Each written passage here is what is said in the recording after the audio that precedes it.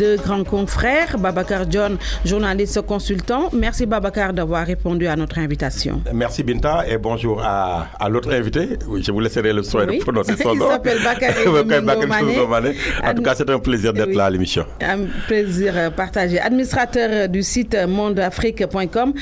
Bonjour Bakary et merci d'être là. C'est moi. Un plaisir d'être encore l'invité de Revue Ménage, une émission très très très écoutée au Sénégal et puis voilà quoi, c'est un plaisir. L'actualité de cette semaine qui s'écoule est marquée par l'idée agitée pour un statut spécial de la ville de Dakar, que le président puisse désormais nommer le maire de la ville de Dakar. Alors, quelle est votre lecture par rapport à tout ça, Bakary? Oui, moi je suis tombé des nues, hein. Vraiment, en réalité je me dis, nous sommes dans quel Sénégal? Est-ce que c'est Sénégal-là qui marche sur les deux pieds ou le Sénégal qui marche sur sa tête? Parce que vouloir attribuer un statut spécial à Dakar, on peut se dire qu'il y a des calculs politiciens derrière. Parce que quand vous voyez bien, depuis que le régime là s'est installé en 2012 jusqu'à présent, pratiquement Dakar, ils n'ont jamais gagné Dakar.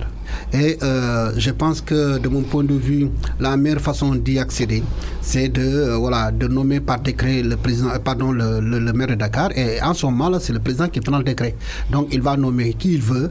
Et pour moi, vraiment, c'est un recul démocratique. Pendant qu'on y est, si vraiment ce qu'on dit est vrai, et d'ailleurs même, quand Aminata Mbengue Ndiaye agite ces débats-là, ça pose problème. Bon, les gens me diront, oui, le Parti socialiste est dans la mouvance présidentielle, mais vouloir porter un combat dont on sait que vraiment, disons, qui risque carrément de saper, disons, le fondement démocratique, c'est là où vraiment moi j'ai du mal à comprendre vraiment ce combat-là. Mais l'un dans l'autre, je me demande, est-ce que c'est pas de la diversion aussi? Parce que jusqu'à présent, ils ne nous ont pas dit les raisons pour lesquelles ils veulent ce statut, il n'y a pas d'explication. Oui. Donc on ne peut pas s'avancer outre mesure. D'autant que quand un de nos confrères a eu à agiter l'idée, les gens lui ont rué dans les brancards, y compris moi-même. Je me dis, c'est pas sérieux. Peut-être que c'est quelqu'un qui voulait se mettre en vitrine. Et aujourd'hui, le même débat est soulevé, n'est-ce pas, par une autorité, la trempe, n'est-ce pas, d'Aminata Mbengue Ndiaye. Vraiment, on se pose des questions. Et alors, je pense que si on arrivait là, ça veut dire que le président Macky Sall aurait terminé vraiment de décimer complètement, la maison démocratie. Alors, Babacar, est-ce que comme le dit Bakary, il y a des enjeux politiques derrière cette idée de vouloir changer le statut de la ville de Dakar? Oui, c'est une balle de sonde, ou en tout cas un ballon de sonde. On le sait, donc il ne se dit rien par hasard sur la scène politique. Alors, ce qui est grave déjà, moi je disais, c'est quand même grave de donner une institution à un parti politique. Le seul fait que donc Aminata Mbengue Ndiaye puisse hériter, il faut le dire comme ça, hériter de cette institution de Tanor Dieng, parce qu'il était dans le même parti, je crois que c'est ça qui est extrêmement grave. C'est une institution qui appartient à la République. Est-ce que Aminata Mbengue Ndiaye a la même envergure que Ousmane Tanor Dieng, qui avait été choisi au début par Macky Sall? Ça, c'est un problème. De deux également, c'est quand même ne pas respecter les populations de Dakar. Je crois qu'une collectivité locale ou territoriale, c'est important quand on choisit un maire. Je crois que les élections locales sont très importantes pour les citoyens donc d'une commune ou en tout cas d'une collectivité locale. Le seul fait que les autres citoyens des autres communes puissent choisir leur maire et laisser le soin à Dakar, au président Macky Sall de choisir donc le maire de Dakar, c'est extrêmement grave. Donc c'est un déséquilibre assez grave.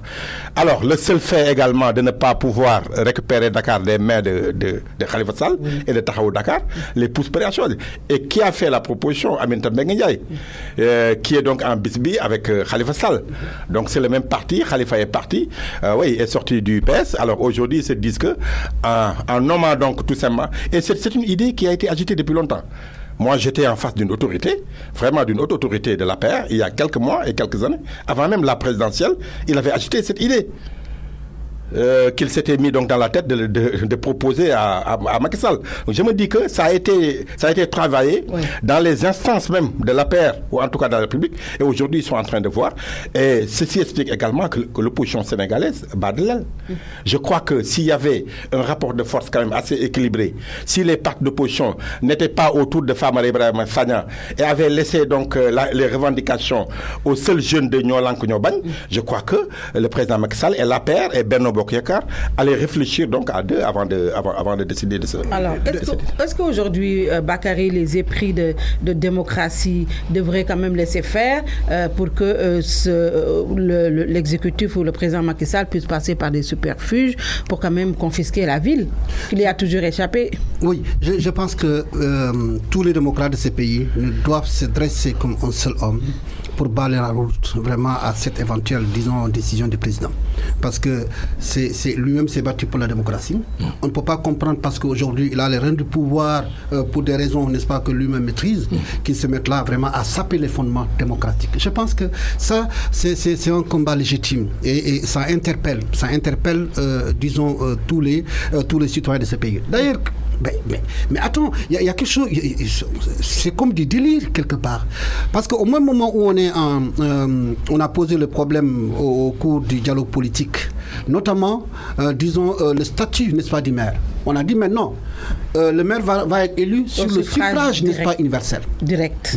Ouais. Donc, ça veut dire quoi? Ça veut dire que s'il y a plusieurs listes, la liste qui vient en premier, donc c'est lui, le maire. Je pense que ça aussi, ça peut expliquer la panique, n'est-ce pas, du camp d'en face. Parce que tant qu'il y avait, disons, l'ancien système, ils peuvent dire que bon, on peut passer par des supervies, corrompre les uns et les autres, jusqu'à ce qu'on élise le maire qui est déchet. Mais cette fois-ci, ce n'est plus possible. Donc c'est ça aussi. On peut, disons, envisager la question sous cet angle-là, l'angle de la panique, en se disant, est-ce que, bon, voilà quoi, c'était pas une sorte de réplique à ce que la commission politique, n'est-ce pas, a arrêté, qu'on est en train d'agiter l'idée. L'idée est en train d'agiter, comme l'a dit Babacar, c'est une sorte de ballon de sonde. Mais je pense que cette fois-ci, il a réussi l'histoire du parrainage en éliminant, n'est-ce pas, des adversaires politiques. Alors, personne n'a bougé. Et il s'est dit, bon, comme disent les Wolofs, je ne sais pas comment. Donc, voilà. Donc, il va encore, disons, essayer d'aller encore plus loin. Mais maintenant, le peuple sénégalais, tous les démocrates, y compris même ceux qui sont de son bord, parce que je sais qu'il y a des gens qui sont de son côté, qui ne sont pas d'accord, qui ne peuvent pas cautionner. D'ailleurs, même j'ai vu une des contributions de Kissen, Ibrahima Sen. Oui. Ah oui, lui s'oppose à l'idée, quoi. Parce que pour lui, vraiment, c'est un recul démocratique. Et je pense qu'aujourd'hui, il y a des démocrates dans son camp qui ne cautionneraient pas l'idée. Donc, pour moi, jusqu'à preuve du contraire, c'est de la diversion, c'est juste une stratégie de com pour, je ne sais pas, noyer le poisson. Quel poisson veulent-ils noyer? Mais en tout cas, voilà quoi, moi je le vois comme ça. En tout cas, depuis que le dialogue politique a démarré, il y a de cela plusieurs mois, on assiste souvent à des ballons de sonde par-ci, par-là. On avait évoqué l'affaire de la non-limitation des mandats. Maintenant, c'est le changement de statut, un statut spécial pour la mairie. Pourquoi ne pas en discuter dans le dialogue national qui a déjà démarré, au lieu de se mettre ici à faire de la diversion, comme le dit Bakary? Oui, mais Binta, je crois que le dialogue national, les partis de l'opposition en tout cas, ne devraient pas s'attendre à autre chose qu'une diversion, il faut le dire ainsi. Je disais tantôt que tous ceux qui sont autour de Famara Ibrahima Sagna pour ce dialogue, les partis politiques qui sont représentés là, ce ne sont pas les partis d'opposition. En tout cas, ils ne sont pas là-bas pour parler des préoccupations majeures ou prioritaires, en tout cas des Sénégalais. Ils ont fini de laisser le champ maintenant de la contestation et des revendications aux jeunes de Nyolank Nyobagne. Donc, une nouvelle société civile, ce qu'on appelle les activistes. Mais je crois que ce dialogue-là n'a pas de sens. D'autant plus que les véritables questions de l'heure ne sont pas posées là-bas. Ils prennent tout le temps. Déjà que le président Macky Sall leur a donné 3 mois. Oui. Ils sont en train d'épuiser le temps.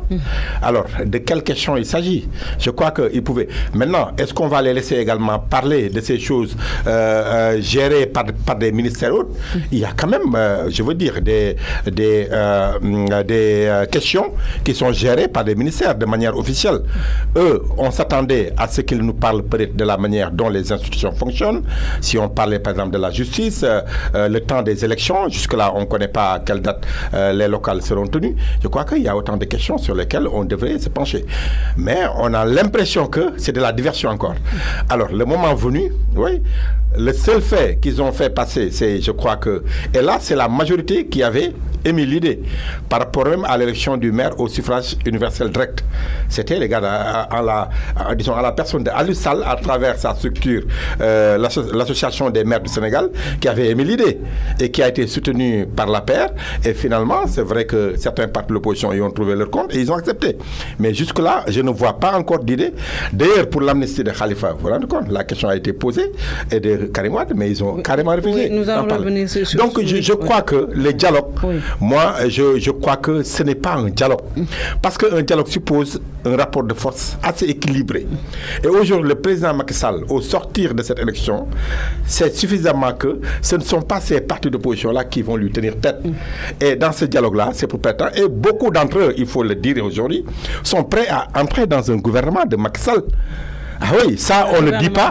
Ah oui, un gouvernement d'union ou en tout cas un gouvernement de majorité élargie, comme Abdou Diouf l'avait fait. Aujourd'hui même, les plus récalcitrants sont en train de poser des questions. Et je soupçonne même, c'est vrai, il faut le dire, Rewmi de Idrissa Seck aujourd'hui, si les conditions qu'il pose sont acceptées par le camp de la majorité, est prêt à entrer dans un gouvernement de majorité élargie. Ah bon? Et je crois que les seules conditions aujourd'hui, c'est que le président Macky Sall ne demande pas un troisième mandat. Et que tout simplement, les conclusions du dialogue soient acceptées par le président Macky Sall. Au plus haut niveau de Rewmi, ce sont ces deux conditions. Si ces conditions sont réunies, ils sont prêts à entrer dans un gouvernement de majorité élargie. En tout cas, il n'y a que les deux partis, excusez-moi, Pastef, Sonko et Abdoulaye Wade, qui ne sont pas dans ce dialogue, qui ne sont pas prêts à entrer, en tout cas pour le moment, dans un gouvernement. Quand viendra si Karim Wade est amnistié ou autre chose, ça, on attend de voir. Mais aujourd'hui, tous ceux qui sont autour de Famara Ibrahima sont prêts à entrer dans un gouvernement de majorité élargie. C'est pourquoi, depuis lors, on est en train de lancer aussi un autre ballon de sonde qui va y avoir un réaménagement ou un remaniement ministériel que tout le monde attend depuis lors. Est-ce que c'est parce que le président a voulu quand même faire passer le temps pour pouvoir quand même mettre en œuvre son agenda qu'il a quand même convoqué à des dialogues politiques nationaux et tout ce qui s'ensuit? Vous savez, ce qui est intéressant en politique, quand un homme politique est en mauvaise posture, voilà, donc il va essayer de trouver d'autres chemins pour pouvoir vraiment avancer en toute tranquillité. Je pense que c'est ce que le président a fait. D'abord, par ricochet, d'ailleurs, cette histoire de Dakar, ça interroge maintenant sur est-ce que réellement le président a gagné la présidentielle, surtout à Dakar. Donc on s'interroge. Parce que si c'était le cas, vraiment je ne vois pas pourquoi il n'irait pas vraiment, affronter les autres partis d'opposition pour la mairie de Dakar. Mais ce que je constate, c'est que depuis que le président est venu, a été réélu au lendemain de sa réélection, une élection, n'est-ce pas, qui a été contestée, ça aussi il faut parler du contexte. Voilà, donc ce qui lui a amené, à réfléchir vraiment sur des stratégies. La première stratégie qu'il a mise en place d'abord, c'est la suppression du poste de Premier ministre. Alors qu'il n'en a jamais parlé.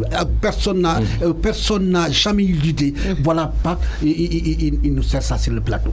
Et c'est comme s'il jetait un os, à la classe politique, et les gens se sont agrippés.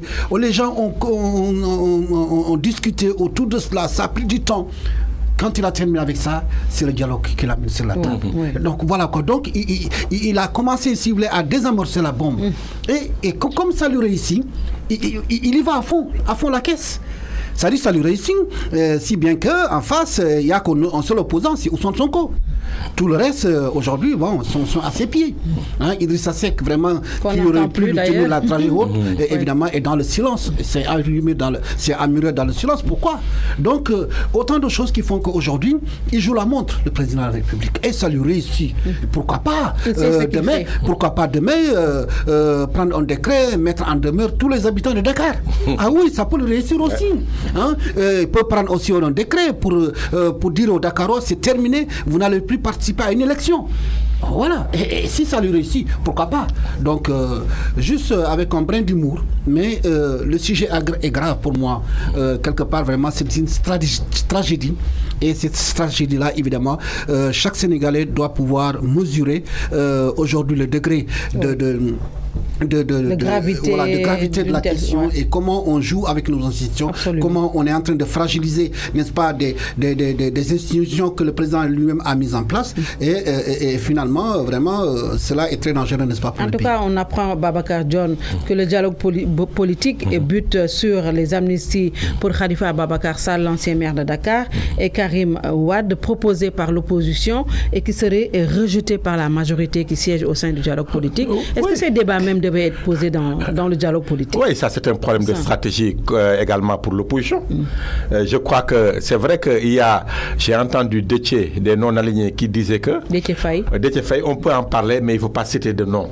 Il ne faut pas cibler, donc c'est vrai qu'une loi est impersonnelle et ce serait grave pour lui, comme pour tant d'autres également, de citer Khalifa et tout là. Je crois que moi, je l'ai dit tantôt, c'est seulement à partir des rapports de force que ces partis de l'opposition, en l'occurrence Khalifa Sall et Karim Wade, pourraient accéder à la liberté civique. Aujourd'hui, ce n'est pas le cas parce que Macky Sall, c'est qu'il tient les cartes en jeu en main. Parce que tous les deux ne disposent que d'une classe présidentielle.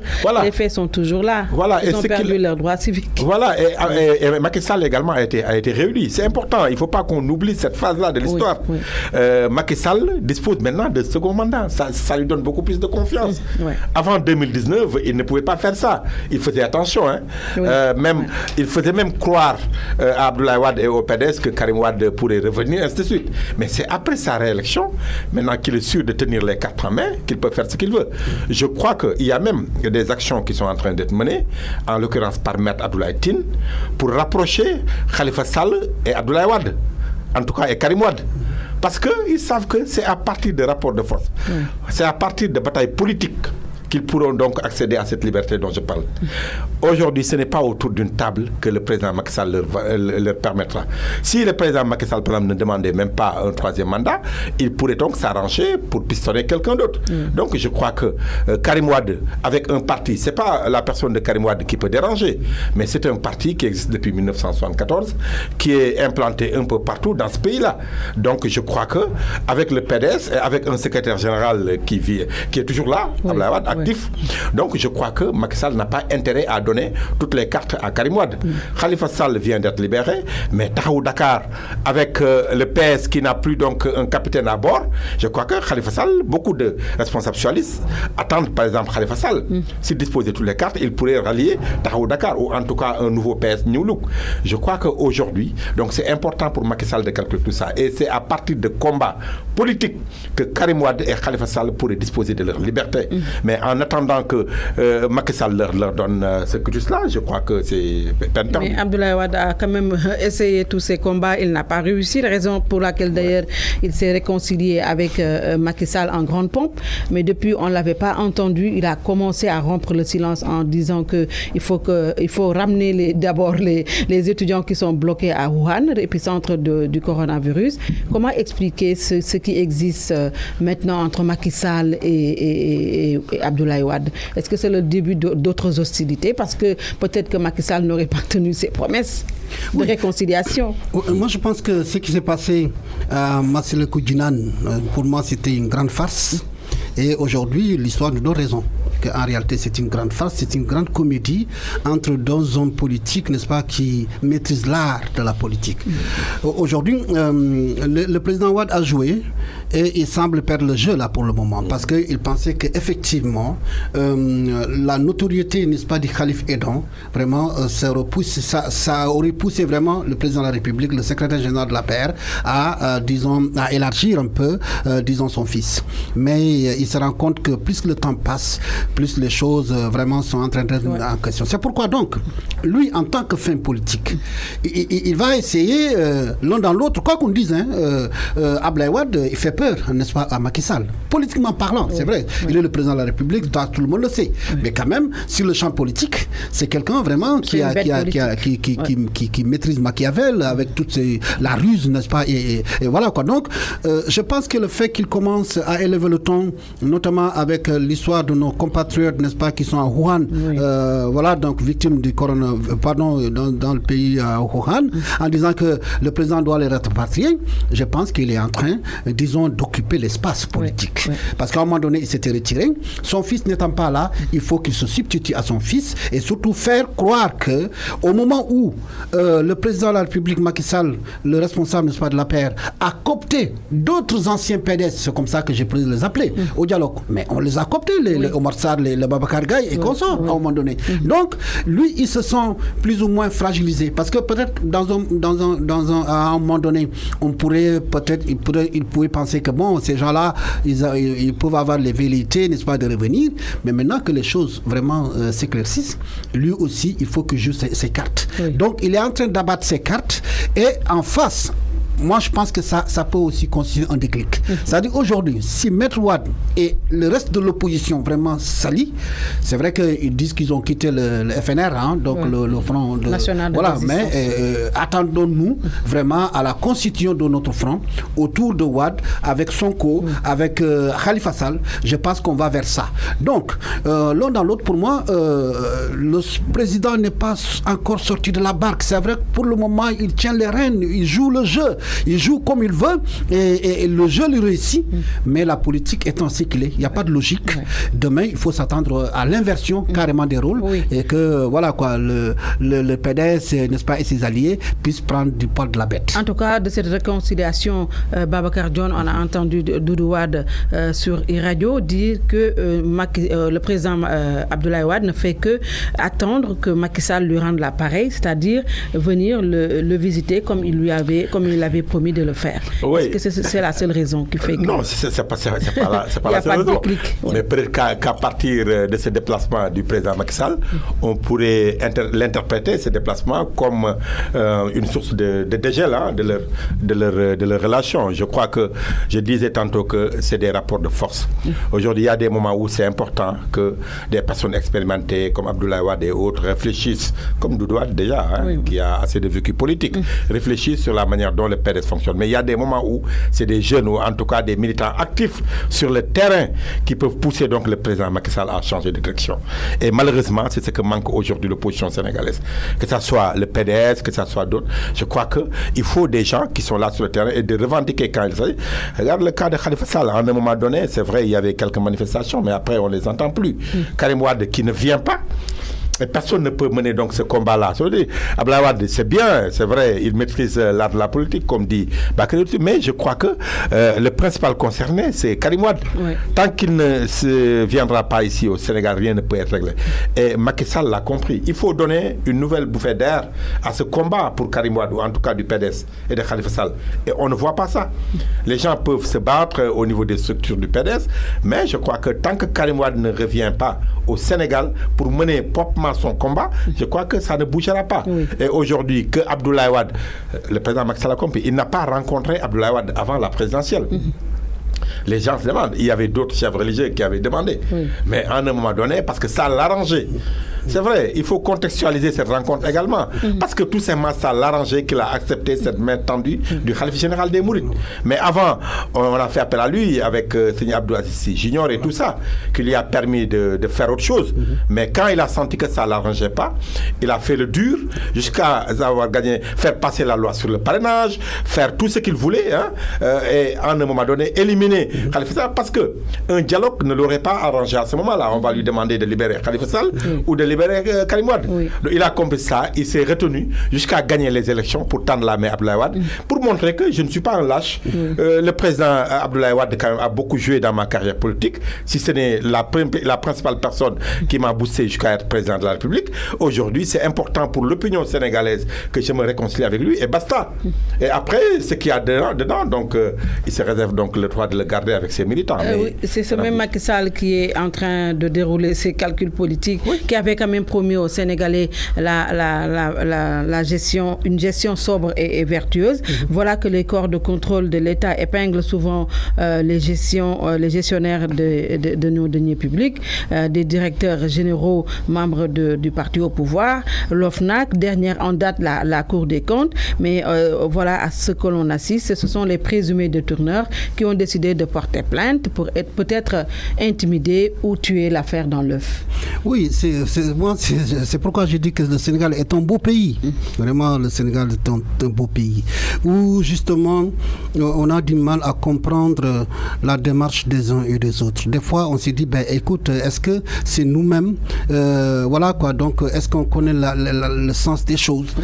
Parce qu'aujourd'hui, dans l'histoire vraiment de toutes ces personnes, n'est-ce pas, qui ont été épinglées. D'abord, moi, la première chose vraiment que je constate, c'est que depuis 2012 jusqu'à présent, des gens qui ont été épinglés et consorts, le point commun d'abord, c'est l'arrogance. C'est-à-dire qu'on n'est pas en train de dire qu'ils ont pris, mais simplement les corps de contrôle, n'est-ce pas, sont arrivés à des conclusions, et normalement ces conclusions devaient être soumises, n'est-ce pas, sont soumises, disons, au président de la République, qui devait aussi, et on avait avec des recommandations de saisir, n'est-ce pas, de justice. Cela n'a pas été fait, malheureusement, et ce qui est vraiment dramatique, c'est quand, disons, ces personnes épinglées s'épongent, n'est-ce pas, dans la presse, pour dire, ce qu'on me reproche, c'est pas républicain.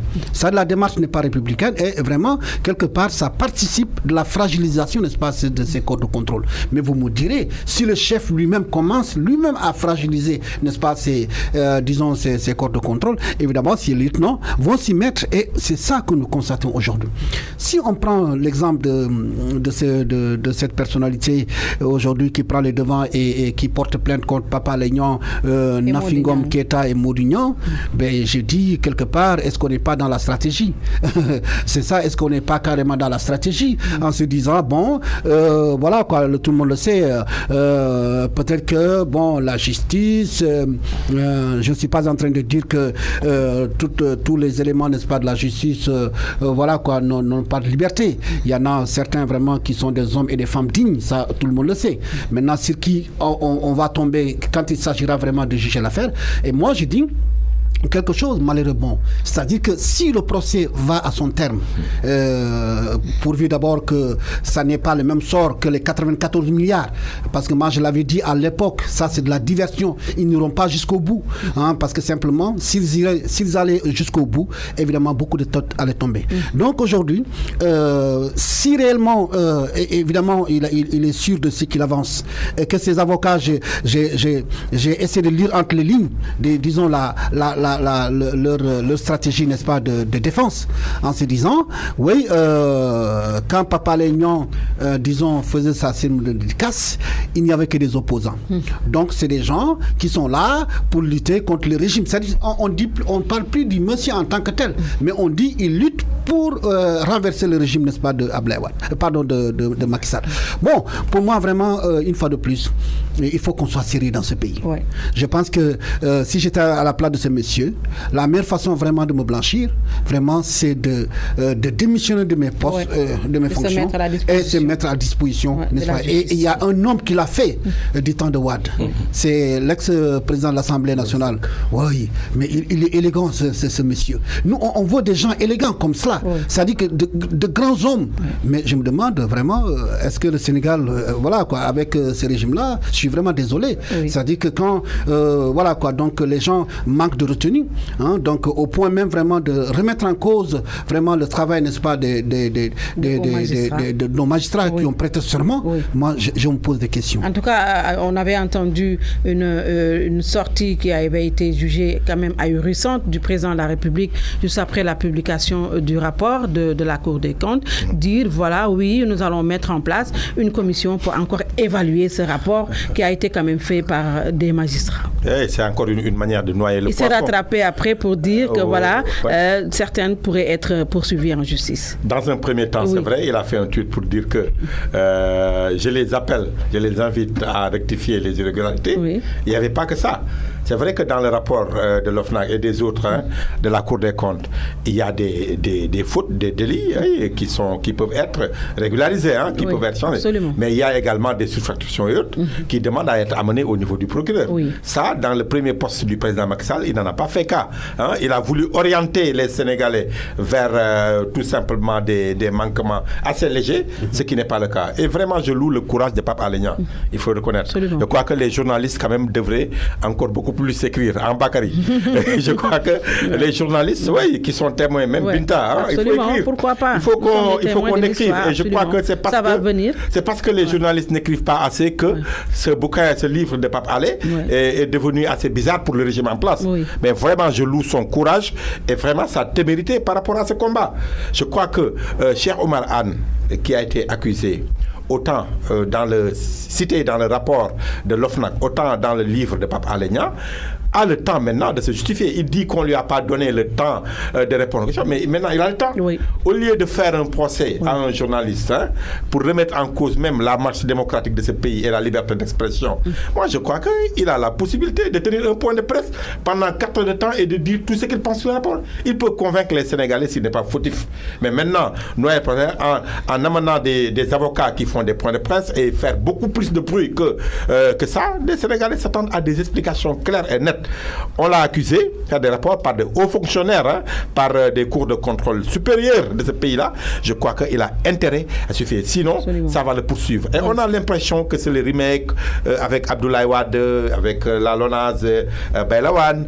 Il y avait également un livre de Abdoulatif Coulibaly. Tout à l'heure, quand j'écoutais la revue de presse sur RFM, on a parlé du journaliste de la nouvelle alternance. C'est comme ça qu'on dit. Moi, quand même, je me pose des questions. Je préfère être vraiment un journaliste tout court qu'un journaliste de la nouvelle alternance avec le nouveau livre d'Abdoulatif Coulibaly. Donc, je crois qu'il faut que les gens se posent des questions. On est journaliste ou on ne l'est plus? On ne l'est plus. Alors, maintenant... Il faut prendre ses responsabilités. Il faut prendre ses responsabilités. Il n'y a pas de journaliste de la nouvelle alternance. Et là, on se dit tout simplement qu'il y a une orientation par rapport au point de vue donc, de notre ami Latif Coulibaly. D'ailleurs, la question que je me pose, il s'agit d'un livre. Et Pape Alé n'a fait qu'exploiter le rapport qui est sur Internet. Et qui est sur la table du procureur. Voilà, qui est sur la place. Moi, je l'ai comme ça sur ma machine. Et je me souviens à l'époque, quand j'étais d'abord dans un journal de la place, dans un quotidien, c'est moi-même qui exploitais pour le compte de mon journal à l'époque, le rapport. Et dans ce rapport, et voilà le rapport sur Internet, il a également, je cite simplement les dépenses qui ont été réalisées selon, disons, les enquêteurs pendant la visite du président sur le campus. On dit, il a été également constaté que dans le cadre des subventions, c'est ainsi que les vérificateurs ont constaté le versement régulier. Non, c'est pas cette partie. Et concernant, disons, un peu, disons, comment on appelle, la venue du chef de l'État, n'est-ce pas, sur le campus, évidemment, un certain nombre, n'est-ce pas, de dépenses ont été faites, qui sont évaluées à presque 85 millions de francs CFA. Donc, l'habillement des hôtesses, tout ce que vous voulez. Donc, voilà. Donc, la sonorisation. Voilà, voilà, des dépenses comme cela. On n'est pas en train de dire que ce que disent les vérificateurs, c'est pas des gens qui ont inventé. Ils ont interrogé des gens. Ils ont eu des pièces, un justificatif et consorts. Mais attends, si le monsieur pense que vraiment il n'est pas d'accord avec ce qui a été fait, aujourd'hui, je pense que bon, pour moi, c'est pas la justice. C'est pas la bonne voie. La justice, c'est pas pas la bonne voie. Pour moi, la bonne voie, c'est de s'expliquer, voilà, donc devant les Sénégalais, parce qu'en réalité, c'est l'opinion, n'est-ce pas, qu'il faut convaincre. Absolument. Mais vraiment, sur ce plan-là, une fois de plus, d'autant qu'il n'est pas le seul. Dans cette affaire, il y a d'autres. Il y a eu quand même beaucoup de scandales. Il ne faut pas que les gens se limitent quand même à ce seul scandale. Justement, il y en a eu sous Wade, mais il y en a beaucoup sous. C'est moindre. C'est le moindre, quoi. Oui, Donc, en tout cas, sur les vidéos qui circulent dans les réseaux sociaux, on entend Macky Sall, alors candidat à l'élection présidentielle, promettre aux Sénégalais que je ne protégerai personne et que moi-même, je vais donner l'exemple en faisant auditer le budget de la présidence. Mais à ce jour, on n'a jamais entendu un audit du budget des dépenses du président de la République. Quand il avait dit que les factures de téléphone au niveau de la présidence allaient être diminuées, allégées de 20 milliards, je crois ils ont pu récupérer, 20 milliards, comme ça. Mais avec les véhicules, tout ça, et c'était sous son régime. Parce que tous les chiffres qu'il donnait, c'était de 2012 à 2016, je crois, où il y a eu quelques centaines de milliards dépensés dans les véhicules, avec une durée de vie de 2 ans, seulement pour et autant de choses. Et il invitait les autres institutions à faire de même. Moi, je crois qu'il y a plein de choses où on attend le président Macky Sall, il ne l'a pas fait. La déclaration de patrimoine, par exemple.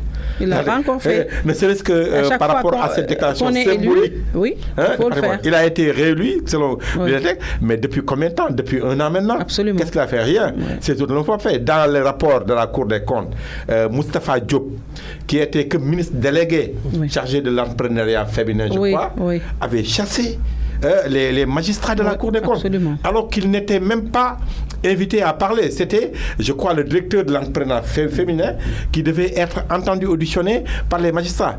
Il est venu et entré dans la salle, a dit à son directeur, il ne faut pas répondre à ces corrompus-là.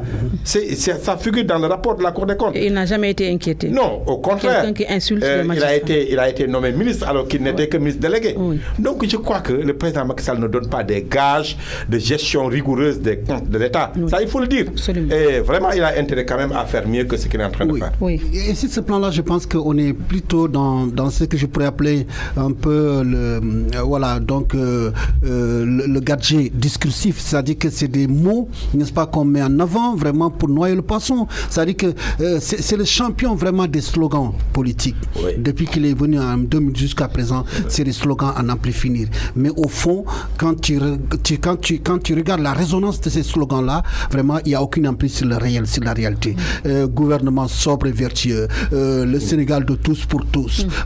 Donc, et tant d'autres. La patrie avant le parti. Voilà, donc la patrie avant. Donc, ce sont des éléments de langage, pour moi, de mon point de vue, qui éloignent vraiment de la réalité de la gestion du pouvoir. C'est-à-dire que quand le président est en difficulté et quand il est face à une difficulté, et il essaie de combler cela par le discours. C'est-à-dire, à la limite, on se demande, pourquoi le président arrive vraiment à faire le détachement entre la parole, n'est-ce pas, et disons, et l'action politique. Alors qu'en réalité, c'est deux choses qu'il faut combiner. Mais le président parle plus, n'est-ce pas, qu'il n'agit sur le terrain. Et pour combler le gap, de mon point de vue, ce sont les éléments de langage qu'il va mettre au devant et ça donne l'impression que vraiment il est en train de faire quelque chose. Mais au fond, quand tu secoues le cocotier, il n'y a rien sur la terre. Voilà, c'est un peu cela. Est-ce que c'est parce qu'il y a impunité qui s'est quand même érigée en règle que les directeurs généraux à qui nous confions nos deniers publics, pas tous bien sûr, continuent à faire ce qu'ils veulent. Il n'y a pas que Anne, vous l'avez dit tantôt, il y a également l'affaire du Prodac avec Mambay Niang.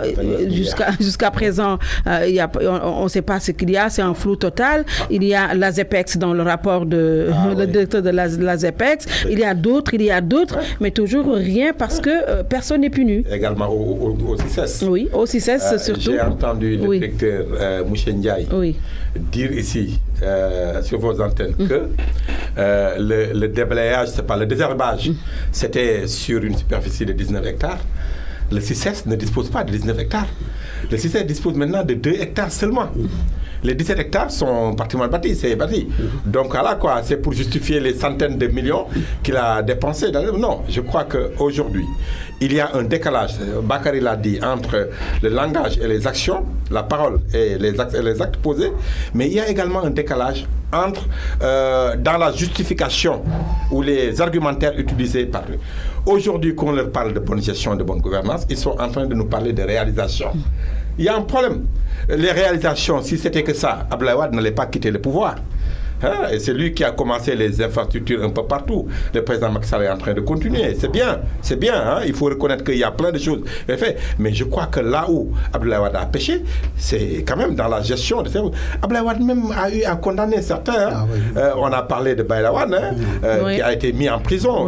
Modibo Diop. De l'ancien Azer. Mais au moins. Mais le Kumba Amndey, Kumba Amundey, dont on parlait, non, c'est pas des comptes. Et les 25 personnalités épinglées par la crise, jusque-là, la majeure partie est allée se réfugier derrière le président de la République. Jusqu'à présent, rien du tout. Tant qu'il quitte l'opposition pour aller rejoindre le président Macky Sall. Lui-même avait dit que je ne vais protéger personne. Malheureusement, ce n'est pas le cas. Et c'est vraiment dommage. C'est dommage d'autant plus que le président Macky Sall, les Sénégalais avaient beaucoup d'espoir à la personne du président Macky Sall.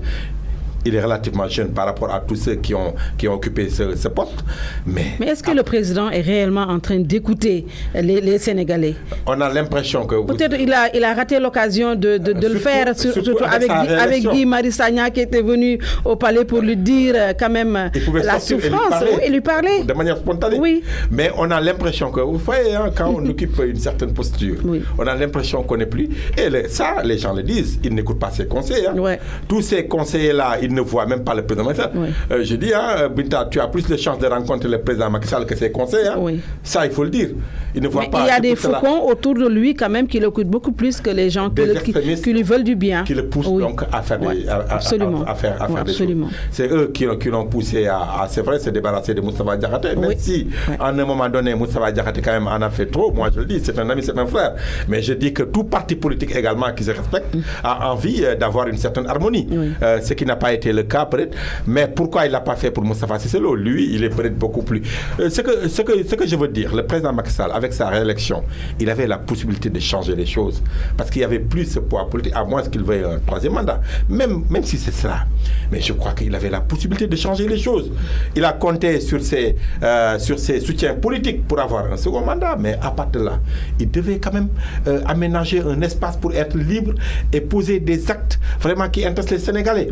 Mais au moment, il n'a fait qu'une année. D'ici 4 ans, il lui reste 4 ans, oui, il faut le dire.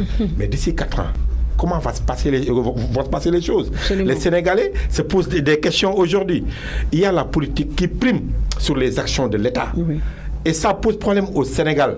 Aujourd'hui, le président Macky Sall est éminemment politique. Les slogans, les républicains, on ne voit pas ça. Ça n'imprime pas dans la marque de la République. Son fast-track. Oui, non, le fast-track. Le Premier ministre, c'était juste quand même un slogan. Comment dans un pays qui se respecte? Senghor l'avait éliminé à un moment donné, le président du Conseil. Parce que tout le monde savait que Mamadou Dia, quand même, c'était assez délicat. La confrontation entre Senghor et Mamadou Dia. Jusqu'à ce qu'on accuse Mamadou Dia de perpétrer un coup d'État. On peut comprendre en ce moment donné. C'était pas le cas avec Abdoulaye Dione. Au tout début de l'alternance, disons, de l'indépendance du Sénégal, Senghor, qu'on soit d'accord ou pas, pensait qu'avec cette formule-là, il pourrait stabiliser le pays. Abdou Diouf, il venait d'accéder au pouvoir. Il a éliminé. Tout simplement, il y avait les caciques du Parti socialiste qui n'étaient pas d'accord. Il fallait peut-être du point de vue politique qu'il maîtrise l'appareil politique du PS avant peut-être de se choisir par la suite un Premier ministre qui était son ami en la personne de Feu Habib Thiam. Mais Macky Sall, et puis il n'en a pas parlé. Il a gagné, il ne l'a pas dit durant la campagne. Vous voyez, c'est ça qui est grave. Il y a plein de choses qu'il ne dit pas et dès qu'il accède à un autre palier, il commence à truc. Mais quand même on dit est-ce que les corps de contrôle de l'État ont leur raison d'être, beaucoup de gens ont dit que oui, mais parce qu'on a entendu l'actuel président de l'OFNAC dire qu'ils ont déposé sur la table du procureur plus de 11 dossiers, la CENTIF, d'autres corps de l'État, mais le procureur ne s'autosaisit jamais quand il s'agit de crimes économiques. Qu'est-ce qu'il explique, cette passivité du procureur? Ce qu'il explique, c'est qu'il est sous tutelle. C'est-à-dire que lui, il attend ses ordres, n'est-ce pas, du ministre de la Justice. Et ces derniers attendent ses ordres, n'est-ce pas, du président de la République. Absolument. Ce sont ceux-là qui le font bouger. S'ils ne le font pas bouger, ils ne bougent pas. Donc ça aussi, il faut qu'on le comprenne. Et lui, il se plaît aussi dans cette posture. C'est vrai qu'il ne va jamais dire... Est-ce qu'il a le choix aussi? Oui, il n'a pas le choix. C'est-à-dire qu'il aura le choix si, à un moment donné, il dit « je vais m'émanciper ». Mais en ce moment-là, c'est pour prendre la porte après. Voilà, donc lui aussi, il essaie de gérer. Donc pour moi, la question de l'impunité, c'est-à-dire que de tous ces supposés prédateurs, n'est-ce pas, de la République. Présumés. Voilà, il ne faut pas que l'on nous convoque demain. J'ai dit bien supposé, c'est du français, donc voilà. Donc je n'ai pas entendu le supposé. J'ai pas pris le terme juridique. Voilà. Donc pour moi, ces supposés prédateurs de la République, je me demande, est-ce qu'on ne peut pas expliquer cela par un cas de conscience du président de la République? Je m'explique. Vous vous souvenez, lorsque le président de la République a dit au directeur des sociétés nationales, allez à la base, celui qui ne rapporte pas ou bien qui n'a pas de base, voilà, donc ça on se souvient. Donc, quand tu as un tel discours vis-à-vis vraiment de ces gens-là, qu'est-ce qu'ils vont faire? Ils vont descendre dans l'arène politique avec tout ce que cela comporte, n'est-ce pas, comme conséquence. Mieux. Nous sortons de la présidentielle. Cette présidentielle-là a traîné beaucoup d'argent. Et on connaît ces pratiques depuis Senghor. Comment les sociétés nationales constituent des vaches à lait, n'est-ce pas, pour le régime en place. Ça n'a pas commencé avec comment ça s'appelle encore, avec Macky Sall. Mais il en profite aussi parce que les autres l'ont fait. Voilà. Donc ça aussi, on peut se poser la question sous cet angle-là en se disant, mais comme le parti État, entre guillemets, a participé au pillage, comment peut-on en ce moment-là poursuivre des DG à qui on a demandé de... Voilà, question. C'est ça la vraie question aussi. C'est ça la vraie question aussi. Donc, je pense que pour moi, de mon point de vue, ça s'est posé avec la poste de Sireja, l'ancien Bailaouane de la LONASE. Donc, justement, voilà les vraies questions qu'on doit se poser. C'est-à-dire, aujourd'hui, les sociétés nationales, comment faire en sorte que ces sociétés-là s'émancipent vraiment de la gestion du parti État. Donc, que le COUD ou les autres sociétés nationales ne puissent pas là à financer, n'est-ce pas, la campagne du président, parce que si c'est le cas, évidemment, on ne va jamais les poursuivre. Et ils se sentent regardés, et à partir de ce moment, ils peuvent se pavaner en se disant que dans tous les cas, il n'y aura pas de... personne ne les sanctionnera. Bon, voilà quoi. Donc, je en tout cas, pendant aussi, que les deniers des Sénégalais sont présumés malmenés, voilà, c'est là où je voulais terminer. Et surtout pour un État, pour un président qui avait, disons, placé son magistère sous l'angle vraiment de la transparence. Voilà, aujourd'hui vraiment, on a le cœur meurtri parce qu'on s'attendait à ce que vraiment il corrige vraiment cela. Malheureusement, ça va de mal en pis. On a encore le cœur beaucoup plus meurtri. Pour terminer, on n'a que 4 minutes. Quand aussi on entend nos enfants, parce que nous sommes des pères et familles, violés, tués, les pédophiles qui font ce qu'ils veulent dans ce pays, alors qu'on n'entend jamais une réaction musclée de la part des autorités. J'arrête ce que je devais dire sur la gestion des corps, parce que c'est beaucoup plus important. Ce que Serigne Mbaye nomme les tontons saï-saï. Parce qu'il y a deux choses. Ça se passe dans les maisons et dans des structures. Même religieuses, dans des écoles coraniques, partout, mais finalement les gens se posent des questions. Moi, j'ai eu quand même affaire, c'est vrai, c'est pas de la publicité, à 2STV. On a fait beaucoup d'émissions dans notre émission Lit sur la question. On en a fait plusieurs fois. Et ce qui revient sur les causes, c'est quoi? Il y a quand même la famille qui n'est plus ce qu'elle était. Les gens n'ont plus le temps. Même j'ai entendu une sociologue dire que au moment où on faisait pour les femmes sénégalaises des formations en économie pour qu'elles soient plus autonomes du point de vue financier, mais on a oublié de leur dire comment elles devraient faire pour gérer leur famille. Maintenant, la famille n'existe plus au véritable sens du terme. Aujourd'hui, on ne peut plus amener son fils à l'école, soit c'est l'enseignant ou en tout cas le maître coranique, même par rapport aux distractions, au divertissement et autres, là, dans les centres de formation, il y a un problème. Absolument. On devrait vraiment, et là aussi, on attend les chefs religieux, les marabouts. Oui. Moi, je crois que les régulateurs sociaux, oui. Les gens peuvent en parler. C'est vrai que la famille est responsable parce que tu peux voir un tonton Saï qui abuse d'un enfant, d'un garçon comme d'une fillette, mais personne n'en parle. On fait du neppel dans la famille, on n'en parle plus. Mais je crois qu'il est temps que les chefs religieux également... Mais quand il s'agit d'un maître coranique, les chefs religieux font dans le mutisme le plus total. Le mutisme, oui. Personne ne comprend. J'ai même entendu quelqu'un dire, donc en tout cas un islamologue ou pas, dire que donc ça s'est passé il y a 20 ans, donc c'est des farces. Non. Aujourd'hui, des enfants qui étaient peut-être intimidés pouvaient se taire, mais après quelques années, ils peuvent se dire, oui, en écoutant la radio, en lisant l'internet, mais oui. Je crois qu'aujourd'hui, c'est une question très sérieuse. Absolument. Très sérieuse. Oui. Et on se rend compte que, Serigne Mombe l'a encore dit, 80% ou 90%, c'est dans les familles que ça se passe. Donc je crois qu'il est temps. Et souvent, c'est des détractés aussi. Au Sénégal, on n'a pas de structure pour suivre ces personnes-là détractées. En tout cas, on a entendu le président demander l'évaluation dans la stratégie qu'on a faite pour quand même gérer la petite enfance. Il y a beaucoup d'entités gouvernementales qui tournent autour de tout ça, mais à l'arrivée, il n'y a aucun résultat. Les enfants sont toujours dans la rue, les enfants sont toujours violés et tués. Oui, je pense que la question de l'enfance au Sénégal doit préoccuper les Sénégalais dans leur ensemble et surtout les parents. Pour moi, évidemment, la question vraiment du viol, c'est une question éminemment vraiment sérieuse. C'est pourquoi j'ai dit, de mon point de vue, on ne va pas mettre l'accent sur la sanction.